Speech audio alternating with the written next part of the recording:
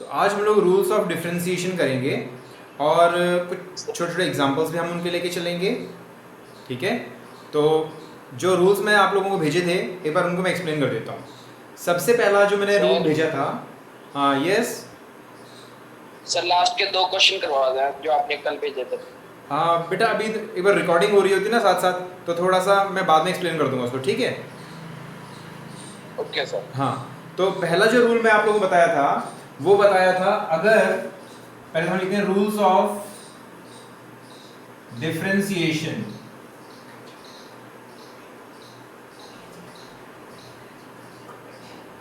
पहला है if c is constant. अगर c कांस्टेंट है तो d by d x of c होगा 0। ठीक है, कांस्टेंट का डिफरेंशिएशन 0 होता है। अब जब कह दिया कि भाई it is a constant, constant मतलब कांस्टेंट, उसकी वैल्यू चेंज नहीं होगी। अगर चेंज नहीं होगी तो उसका रेट ऑफ चेंज क्या होगा, है ना? फिर तो एब्सर्ड है ना, ये तो कहना गलत है। तो उसका रेट ऑफ चेंज 0 होता है, इसीलिए किसी कांस्टेंट का रेट ऑफ चेंज होगा 0। नेक्स्ट जो रूल में बताया था मैंने, वो बताया था कि if y is equal to c x, c constant है, so dy by d x क्या होगा? इसको ऐसे लिख सकते हैं, देखो हम दोनों को बारी बारी से डिफरेंशिएट करेंगे। एक बार पहले इसको करेंगे, इसको छेड़ेंगे नहीं, फिर इसको करेंगे और इसको छेड़ेंगे नहीं। तो हम लिखेंगे पहले c d x by d x plus, okay, अब हम करेंगे x d c by d x. अब कांस्टेंट का रेट ऑफ चेंज 0 होगा, तो हमें क्या मिला? हमें मिलेगा सिंपली c और dx by dx is 1 plus 0. So answer is simply C. Clear? Okay. Yes. Next है if y is equal to x raised to power n, ये तुमने कर लिया था उस दिन, तो dy by dx होगा n x रेस्ट पर n माइनस 1। ठीक है, समझ गए? इसका तो हमने एग्जांपल्स किए थे। नेक्स्ट है if y is equal to, अगला रूल क्या था? If y is equal to u plus v। अगर u प्लस v हो, मतलब u and v both are function of x। समझ में आ रहा है ना? फंक्शन ऑफ x का मतलब समझ में आ रहा है कि u and v both are function of x, यानी दोनों x के ऊपर डिपेंडेंट हैं। तो हम लोग dy बाई dx क्या लिखेंगे? हम लोग लिखेंगे इसका डिफरेंशिएशन और फिर इसका डिफरेंशिएशन, यानी कि du by dx plus dv by dx। ये तुमने किया था एक एग्जांपल उस दिन, है ना? जैसे एग्जांपल लेते हैं इसका example, y is equal to 2x plus 3, है ना? y is equal to 2x plus 3। So dy by dx क्या होगा? dy बाई dx क्या होगा? इसको डिफरेंशिएट करेंगे, फिर इसको डिफरेंशिएट करेंगे, दोनों को अलग अलग करके डिफरेंशिएट करेंगे। तो क्या मिलेगा हमें? हम मिलेगा dy by dx of 2x plus dy by dx of 3। तो हमें मिलेगा, तो हमें मिलेगा 2 प्लस और 3 का डिफरेंशिएशन 0। क्लियर? तो ये उसी रूल के अकॉर्डिंग है कि इसको डिफरेंशिएट किया और फिर इसको डिफरेंशिएट किया, यानी इसको डिफरेंशिएट किया और इसको डिफरेंशिएट किया। ठीक है, ये एग्जांपल है। नेक्स्ट है एक और एग्जांपल ऐसा ही, अगर if y is equal to, sir yes, इसका एक और एग्जांपल ले लो, if y is equal to x square plus x cube, तो दोनों को डिफरेंशिएट करेंगे, तो dy बाई dx होगा इसका डिफरेंशिएशन और इसका डिफरेंशिएशन, यानी कि 2x प्लस 3x स्क्वायर। ठीक है, u v rule, u plus v rule, okay, this u plus v rule.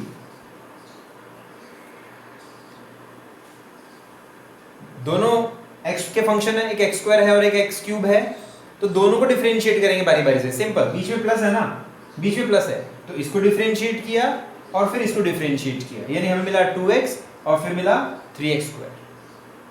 Clear?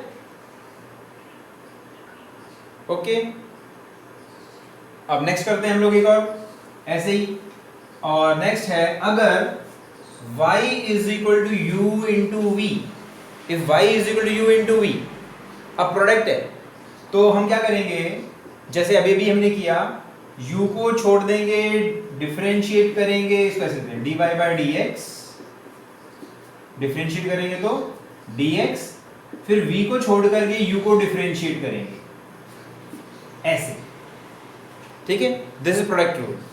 पहले हमने u को छोड़ा, v को डिफरेंशिएट किया, फिर v को छोड़ा और u को डिफरेंशिएट किया। इसके एग्जांपल में तो मैं बताऊंगा, जैसे एक एग्जांपल लेते हैं हम लोग, उससे पहले तुम ये समझ लो कि इफ एग्जांपल है, मतलब ये रूल है y is equal to sin x, अगर y sin x होता है तो dy बाई dx होगा cos x।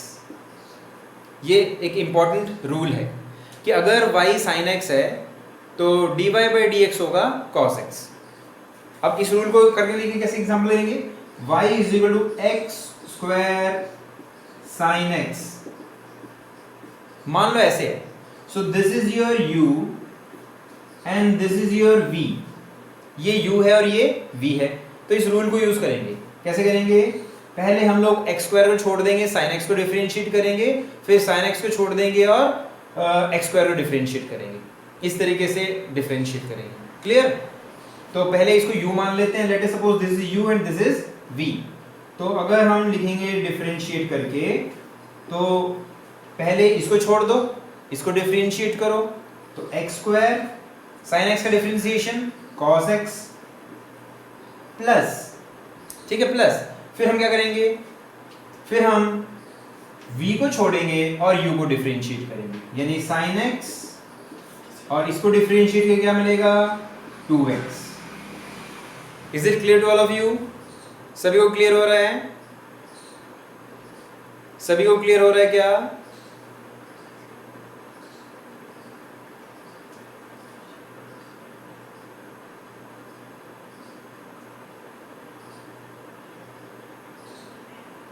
सर यस, ये पता नहीं कौन मैसेज भेजे जा रहे हैं, इसको रूम से निकाल दो। हाँ हाँ बेटा, मैंने लॉक कर दिया है, अभी मैसेज किसी को नहीं भेज पाएगा ये, ठीक है। कौन सा, मेरे क्लियर नहीं हुआ, शिवांगी दो है ना, शिवांगी है, शिवांगी, कोई शिवांगी है, ठीक है, ये सभी को क्लियर है? अच्छा, ये u इंटू वी वाला रूल है। अब हम करेंगे डिवीजन वाला, अगर if y is equal to u upon v, ठीक है, ऐसा भी रूल हो सकता है, if y is equal to u upon v, अगर u अपॉन v करेंगे तो कैसे करेंगे, सो dy बाई dx, देखो इधर, इसको कैसे करेंगे, कैसा रूल है ये, इसको हम लोग करेंगे, पहले हम लोग v को छोड़ देंगे और u को डिफरेंशिएट करेंगे, माइनस u को छोड़ देंगे, v को डिफरेंशिएट करेंगे, ठीक है, v को छोड़ देंगे और फिर u को डिफरेंशिएट करेंगे, और डिनोमिनेटर में आ जाएगा v स्क्वायर, डिनोमिनेटर में आ जाएगा v स्क्वायर। ये रूल है। एग्जांपल लें, if y is equal to sine x by x, example लेके कर रहे हैं, y is to sine x by x, तो dy बाई dx क्या होगा, देखो dy बाई dx क्या होगा, इसको मान लो u, इसको मानेंगे v, जो न्यूमरेटर में है वो है क्या है u और डिनोमिनेटर में क्या है v, तो हम स्टार्ट करेंगे u से डिफरेंशिएट करना शुरू करेंगे, यानी पहले v को छोड़ दो, v क्या है x, इसको डिफरेंशिएट करेंगे, सो sin x का डिफरेंशिएशन क्या होगा रूल के अकॉर्डिंग, cos x, माइनस, फिर हम करेंगे u को छोड़ देंगे, u कौन है sin x, और फिर डिफरेंशिएट करेंगे x को, उससे मिलेगा 1, और डिनोमिनेटर में कौन है, डिनोमिनेटर में कौन है x स्क्वायर। क्लियर है? ठीक है, ये था कोशेंट रूल। क्लियर? अब हम कुछ क्वेश्चंस करते हैं। ये रूल्स क्लियर हुए? Sir yes. ओके अब एग्जांपल्स लेते हैं हम इसके।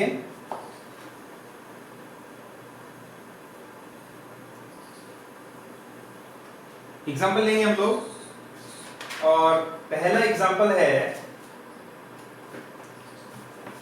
हम लोग करेंगे if y is equal to 4x plus 2 and 5x square plus 4। ठीक है, ये इसको डिफरेंशिएट करते हैं।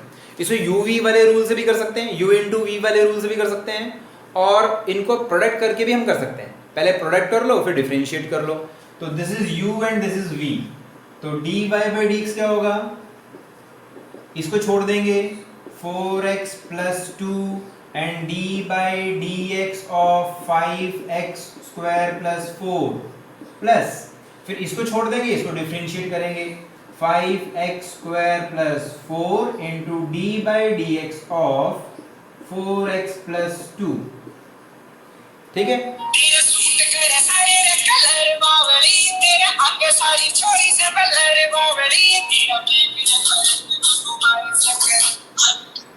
सो ठीक है, इसको u इसको v मान करके पहले u को छोड़ दिया, v को डिफरेंशिएट किया, v को छोड़ दिया और u को डिफरेंशिएट किया। अब करते हैं 4x प्लस 2 और इसको डिफरेंशिएट किया, क्या मिलेगा?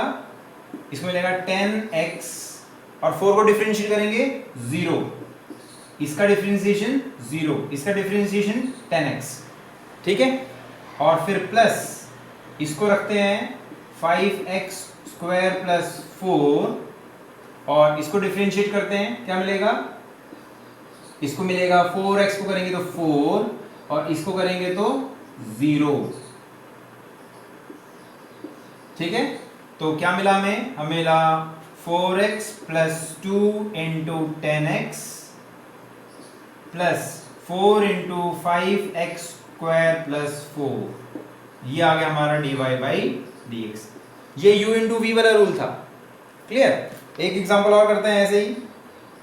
नेक्स्ट है if y is equal to sine 2x, ये डिफरेंट है, ये वाला करते हैं। y is equal to sine 2x, देखो dy बाई dx, ये स्पेशल है, ध्यान दो, इट इज वेरी इंपॉर्टेंट। मैंने स्टार लगा दिया, ये बहुत काम का है। ठीक है, ये बहुत काम का, देखो ध्यान से।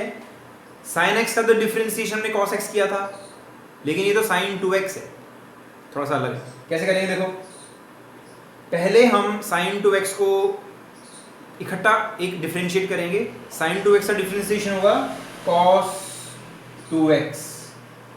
ठीक है, ये तो हो गया साइन 2x का। ठीक है, फिर इसको डिफरेंशिएट करेंगे, फिर इसको डिफरेंशिएट करेंगे। ठीक है, ये बनेगा सिंपली 2। इंपॉर्टेंट है ये वाला, ये कौन से रूल को फॉलो करता है बताता हूं। सो ये बन जाएगा 2 cos 2x, so dy by dx हो जाएगा 2 cos 2x। ठीक है, 2 cos 2x। क्लियर है? कौन से रूल से? ये इस वाले रूल से है।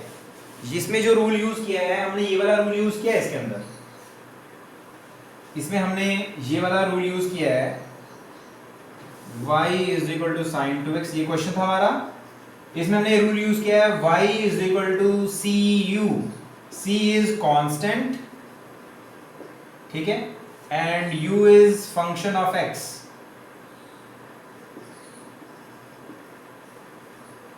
तो जब हम करेंगे इसको ऐसे, so c du by dx, इस तरीके से करते हैं।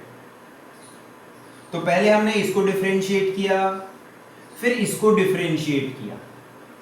ट्रिग्नोमेट्रिक फंक्शंस में ध्यान रखना है, ट्रिग्नोमेट्रिक फंक्शन में जो आर्ग्यूमेंट होता है ना, argument, this is called argument, इसे कहते हैं argument.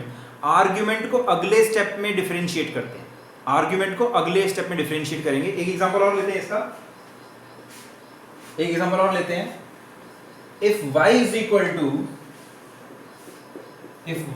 Equal to sine x square, if y is equal to sine x square, देखो ये क्वेश्चन है y is equal to sine x square, तो पहले हम लोग करेंगे डिफरेंशिएट, तो साइन एक्स स्क्वायर लिखेंगे कॉस एक्स स्क्वायर। ठीक है, ये तो उस वाले फॉर्मूले के अकॉर्डिंग है कि साइन का डिफरेंशिएशन कॉस होता है। फिर हम डिफरेंशिएट करेंगे इस वाली टर्म को, फिर इस वाली टर्म को डिफरेंशिएट करेंगे, और क्या मिलेगा डिफरेंशिएट करके? इसको डिफरेंशिएट करके मिलेगा 2x। क्लियर है? ठीक है, इस रूल के अकॉर्डिंग हम ऐसे करेंगे। कुछ एग्जाम्पल प्रैक्टिस करने के लिए तुम्हें भेजूंगा। अब मैं बस कुछ क्वेश्चंस तुम लोगों को बता बता के दे रहा हूं। नेक्स्ट है, इसी तरीके से हम लोग क्वेश्चन कर सकते हैं, that is if sine y is equal to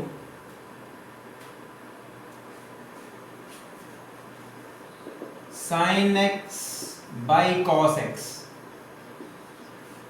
इसको कैसे करेंगे? ये u बाई वी रूल है। ठीक है, this is u by v rule. इसको ऐसे भी कर सकते हो, y is equal to 10x, ऐसे भी कर सकते हो। सो dy बाई dx बनेगा सीकेंट स्क्वायर x। ठीक है, so dy by dx will be secant square x।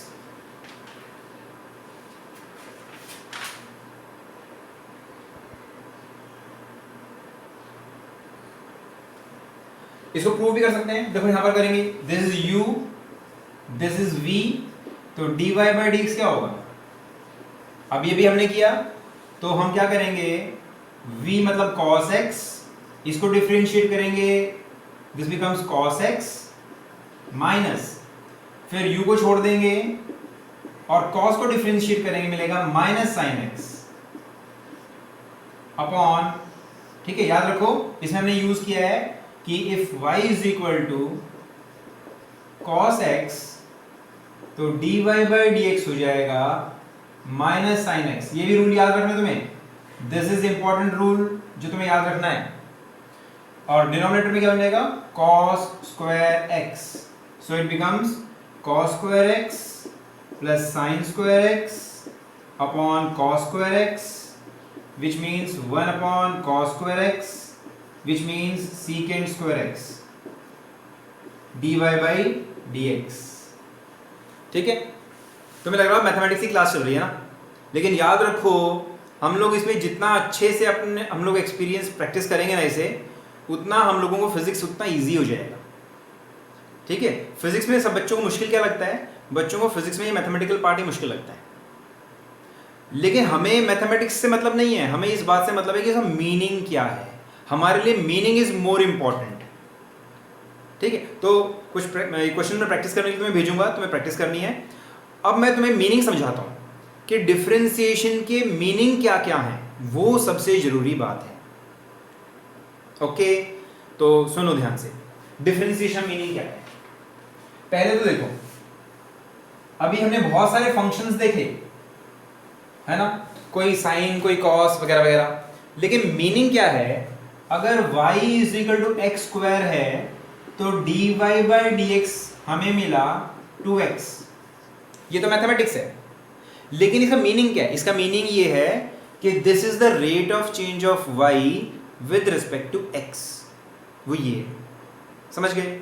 Example लेते हैं, मान लो s is equal to ut plus half at square है ना, ये तो तुम्हें पता है ना इसका। This is position, distance, so ds by dt करें। अगर हम ds बाई dt करते हैं तो क्या मिलेगा? पहले इसको डिफरेंशिएट करोगे, फिर इसको डिफरेंशिएट करोगे, तो हमें मिलेगा u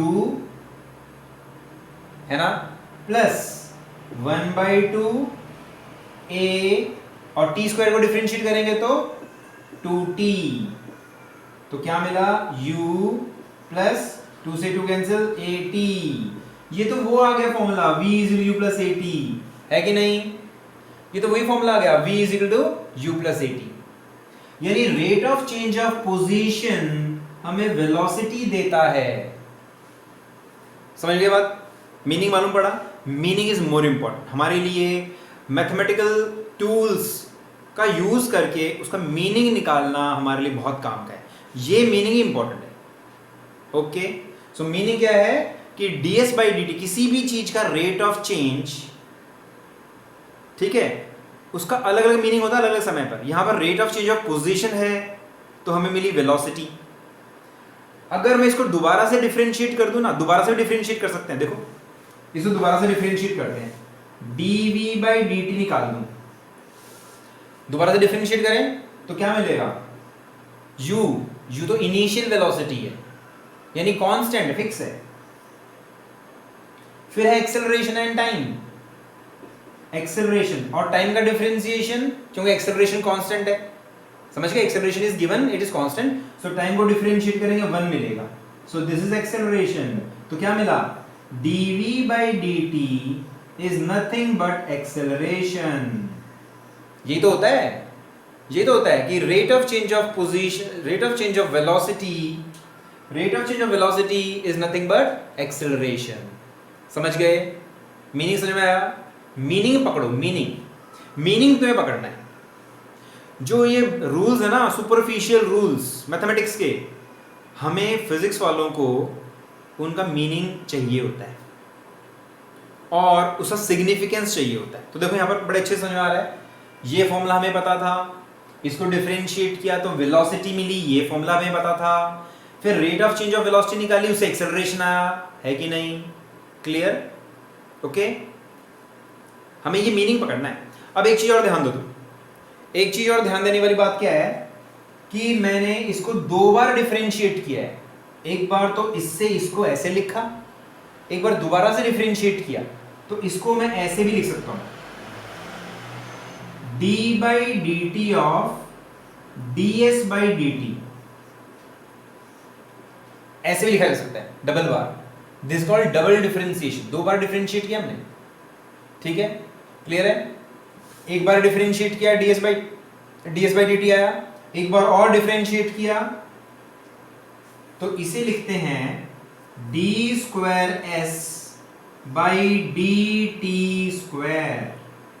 याद रखो, ध्यान रखो इसको, d²s/dt², d²t² नहीं, d²t² नहीं, समझ गए, क्योंकि dt और dt mean small change in time, dt मतलब है small change in time, it is one thing, so dt into dt is dt², d and ds, d²s, so this is nothing but dv/dt।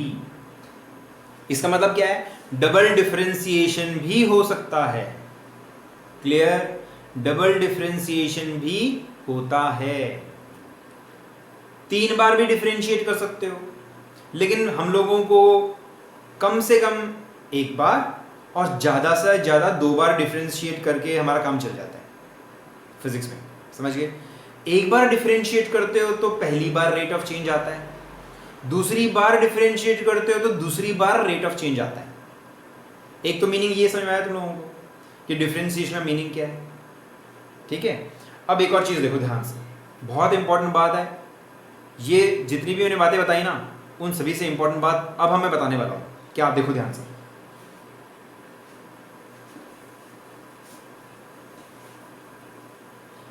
मान लो हमारे पास ये कोई graph है, ऐसे, ये कोई ग्राफ है, कोई भी ग्राफ है, ये है x, this for example this is time and let us से दिस इज t, ठीक है, this is x position, this is position, this is time. कोई गाड़ी जा रही है, उसे एग्जांपल ले सकते हैं, कोई गाड़ी जा रही है, इस ग्राफ को देख के क्या समझ में आता है, गाड़ी ने चलना शुरू किया, इक्वल टाइम में इक्वल डिस्टेंस ट्रेवल कर रही है, इक्वल टाइम में इक्वल डिस्टेंस ट्रेवल कर रही है, यहां से यहां तक, it is travelling equal distance in equal interval of time, ऐसे it is travelling equal distance in equal interval of time. और यहां पर क्या हुआ, यहां पर टाइम बढ़ता जा रहा है, लेकिन यहां पर टाइम बढ़ता जा रहा है, लेकिन पोजीशन थोड़ी देर के लिए पोजीशन नहीं बदल रही, समझ गए। यहां पर टाइम के साथ पोजीशन बढ़ती जा रही है, लेकिन यहां पर कुछ समय के लिए टाइम के साथ पोजीशन चेंज नहीं हो रही, समझ गए। इसके बाद देखो, इसके बाद टाइम बढ़ता जा रहा है, लेकिन पोजीशन अब बॉडी वापस आ रही है, बॉडी इज कमिंग बैक। फिर यहां पर देखो, यहां पर क्या हो गया, समय बीता लेकिन बॉडी की पोजीशन चेंज नहीं हो रही। समझ गए? इसका मतलब क्या है? यानी ये इतने रास्ते के लिए dx by dt is constant, क्योंकि स्लोप कांस्टेंट है, ये स्ट्रेट लाइन है, इसका स्लोप कांस्टेंट है। और यहां देखो, यहां पर पोजीशन में चेंज नहीं आ रहा, पोजीशन में चेंज नहीं आ रहा मतलब उसका रेट ऑफ चेंज क्या होगा? 0। यहां पर गाड़ी रुक गई है ना, गाड़ी रुक गई, चल नहीं रही है, तो यहां पर dx by dt क्या होगा? 0। यानी दिस इंप्लाइज वेलोसिटी इज 0। यहां पर बॉडी कुछ समय के लिए रुक गई है, फिर वापस आ रही है। ठीक है, यानी नेगेटिव और straight line almost straight line है। स्ट्रेट लाइन ऐसा मतलब क्या है? फिक्स्ड स्लोप है। फिक्स्ड स्लोप का मतलब क्या है? वेलोसिटी कांस्टेंट है। फिर यहां देखो, फिर से rate of change of position 0 हो गया। Rate of change of position 0 हो गया मतलब वेलोसिटी 0 हो गई, फिर बॉडी आगे चलना शुरू हुई। समझ गए? ठीक है, नहीं क्लियर हुआ? चलो एक और एग्जांपल लेते हैं, करंट वाला एग्जांपल लेते हैं, लेटेस्ट कोरोना वायरस वाला लेते हैं, कोरोना वायरस वाला। This is time and this is number of covid patients. मान लो ये ग्राफ है, ये इटली का ग्राफ है ना, इटली, ये इटली का ग्राफ है। इस ग्राफ से क्या मालूम पड़ता है? देखो, इस ग्राफ से मालूम पड़ता है कि यहां पर तो जैसे जैसे टाइम बीत रहा है, number of cases are increasing, number of cases are increasing increasing increasing. ठीक है, सो हम क्या कहेंगे, अगर इसको हम y नाम दें, इसको टाइम नाम दें, तो यहां पर क्या है? dy by dt is fixed, है ना, फिक्स है। y इंक्रीज कर रहा है, y इंक्रीज कर रहा है टाइम के साथ, लेकिन dy by dt फिक्स है, क्योंकि इसका स्लोप फिक्स है, क्योंकि dy by dt स्लोप देता है, सो यहां पर स्लोप फिक्स है। फिर यहां पर देखो, यहां पर क्या हुआ? यहां पर तो कर्व फ्लैटन हो गया ना, कई बार मैंने लेक्चर में बात करी, कर्व फ्लैटन हो गया। यहां पर तो डेज बीतते जा रहे हैं लेकिन पेशेंट्स इंक्रीज नहीं हो रहे, डेज बीतते जा रहे हैं, नंबर ऑफ पेशेंट्स इंक्रीज नहीं हो रहे। यानी यहां पर क्या हो रहा है? यहां पर dy by dt 0 हो गया। और यहां पर देखो, यहां पर dy by dt नेगेटिव हो गया, क्योंकि पेशेंट्स अब कम आ रहे हैं लेकिन कम, अब डिक्रीज कर रहे हैं। यहां पर क्या हो रहा था? यहां पर नंबर ऑफ पेशेंट्स कांस्टेंट हो गए, मतलब रोज उतने ही आ रहे थे, और यहां पर अब कम होने लग गए। आज 10 आए, कल 5 आए, फिर उसके बाद अगले दिन 3 आए, फिर 2 आए, फिर 1 आए, फिर खत्म हो गए। यहां पर क्या हो रहा है? यहां पर जैसे जैसे टाइम बीत रहा है, पहले दिन 10 आए, अगले दिन 20 आए, इस तरीके से number of patients are increasing with time. यहां पर कांस्टेंट हो गया, फिर यहां पर डिक्रीज करने लगे। इसलिए हम लोग बात करते हैं ना, flat and the curve, curve flat हो जाए भाई, पेशेंट्स आने का जो रेट है ना वो अब कांस्टेंट हो जाए। पहले क्या हो रहा है? हमारे तो डे वाइज डे जो है ना, number of patients are increasing day by day. जब वो फिक्स हो जाएंगे, कांस्टेंट हो जाएंगे, उसे कहते हैं flatten the curve. Flatten the curve मतलब अब पेशेंट्स आने कांस्टेंट हो गए, रोज 10-10 पेशेंट आ रहे हैं, पहले दिन भी 10, कल भी 10, परसों भी 10, उससे अगले दिन भी 10। फिर नेगेटिव मतलब डिक्रीज कर रहे, आज 10 आए, कल 5 आएंगे, फिर 3 आएंगे, फिर 2 आएंगे, ऐसे। समझ गए? क्लियर? सो यहां पर dy by dt क्या हो गया?